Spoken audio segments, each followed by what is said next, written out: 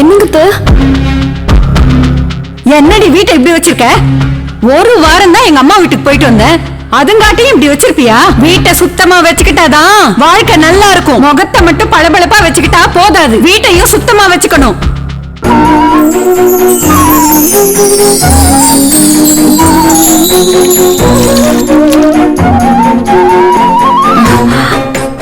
என்னடி இது அதிசயம்? எர்த் மஸ்க் 365 ப்ராடக்ட் தான்.